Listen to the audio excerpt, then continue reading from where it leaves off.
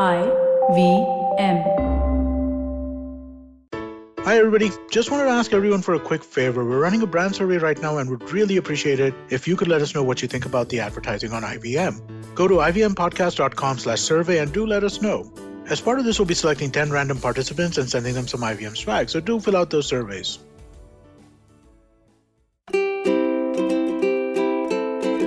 Hello and welcome to the Habit Coach podcast. I am Ashton Doctor, your habit coach, and today's question in the hot seat comes from Ankur. He says something very interesting. Hello Ashton, I've been listening to your podcast since your release of episode 11.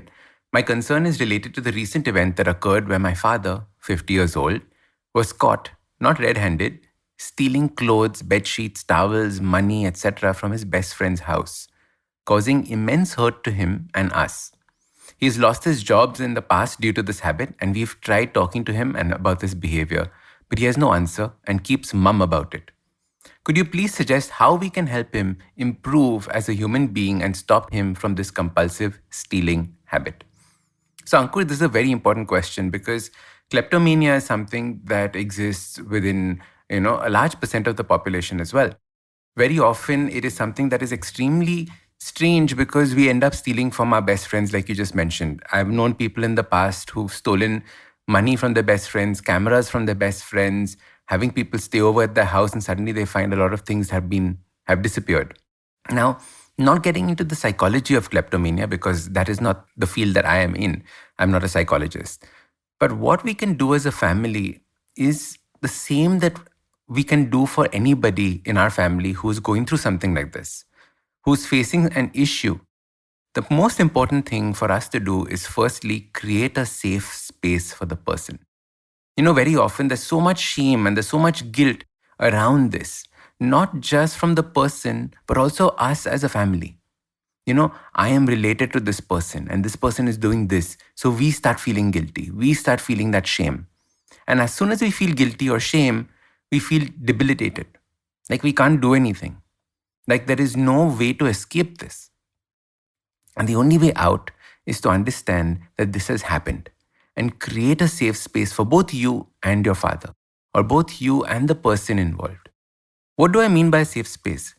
By a safe space, I mean a place where you can have honest conversations, where you can share your feelings, where it is okay to tell and show yourself as you really are. Very often what we do is we judge people. How could you have done something so stupid? How could you have even thought about doing this like this? What am I going to say? When we say such things, we're not creating a safe space. Instead, we're creating a place where there is a lot of tension. So if you create a safe space for this person, the next stage is you can slowly start asking them to find professional help. Because situations like this require professional help. Very often people come to me and say that, Ashton, I now realize looking back that my parents suffered from depression. And they didn't know about it. And there was no way that I could tell them about it. My parents suffered from this, my parents suffered from that. And as a result, growing up, we suffered. But the point is that you can stop this suffering and you can stop this cycle by first having honest communication about this, having honest conversations about this, and then slowly suggesting using and getting professional help. Now, the most important thing to realize is that there is no shame in professional help, right? If you had a toothache, you would go to a dentist. If you had a kidney problem, you'd go to a nephrologist. The same way, if you have a mental issue, if you have something to do with the mind, you go to a therapist, you go to a psychiatrist. There's no shame in this. I have a therapist of my own, and I go to that person because I realize that through life, we pick up baggage, and we need to get rid of that. Now, in the same way, you can have these kinds of conversations with the family member and make them aware that there are other possibilities apart from what they think. Very often we believe that this is a compulsive behavior, that I have no opportunity or I have no way of changing this. That's when we get into this victim mindset, when we believe that the world is happening to us instead of with us or for us. So what I would suggest is start having these conversations. Look at him and say, Dad, I still love you. But understand that the behavior is something that is not acceptable. What is it that you were feeling at that point of time? Don't ask him why questions. Why did you steal this? Because every time you ask a why question, it puts somebody on a defensive mode. Because now you're asking for justification. And there is no need for that person to justify anything to you. Instead, what they're going to do is they're going to create barriers and walls. So don't ask why. Why are you depressed? Why you're like this? Why you're angry? Why you're like that? No. What can we do about it? What were you feeling? How can I help you? Those are the kinds of questions that are important. And those are the kinds of questions that will actually help the person and help you in the process. So learning about creating a safe space is very important. I think we've done a very, very long podcast on this along with Nyana a while back. So check that one out as well, creating a safe space. And you'll understand that once you do this, the problem is easy. Then seek professional help. All right, Ankur, I hope that helped. And everybody else listening to this who has a family member that they want to help, this is the way to do it. Somebody suffering from a mental illness, this is the way to do this. Okay? If you want and you have a question for me, you can ask me and join me on the next Hot Seat episode. There's a link in the description box below. Check it out, click on it. Remember, give me a nice, detailed question, because the more information I have, the more information I have to help you with in answering it. I'm Ashdin Doctor, your habit coach, and remember, awesome lives, they start with awesome habits. If you like this podcast, don't forget to check out other interesting podcasts on the IVM network. You can listen to us on the IVM Podcast app or ivmpodcast.com. You can also follow us on social media.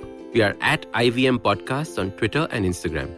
If you want to reach out to me, I am Ashdin Doc on Twitter and Instagram. You can find lots more information on my website, awesome180.com, or check out different content on my YouTube channel called AWESOME 180. That's Awesome 180.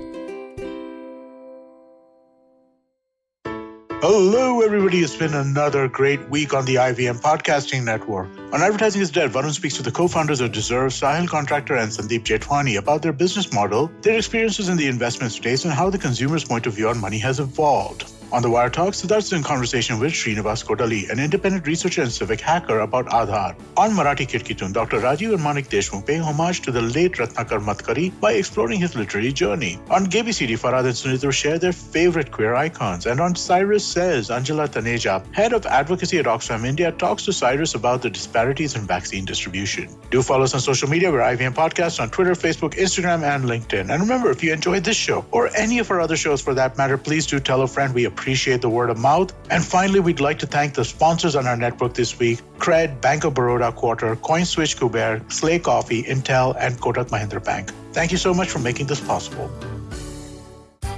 Come learn and experience the ABCDs of being queer with me, Shunetro, and me, Farhad, on our show, Gay BCD. The two of us take you through our stories and experiences of being gay men in the city of Mumbai and have candid and sometimes downright scandalous conversations about sexuality, gay culture, and everything in between. Catch new episodes of Gay BCD every Tuesday on the IVM Podcast website, app, or wherever you get all your podcasts from.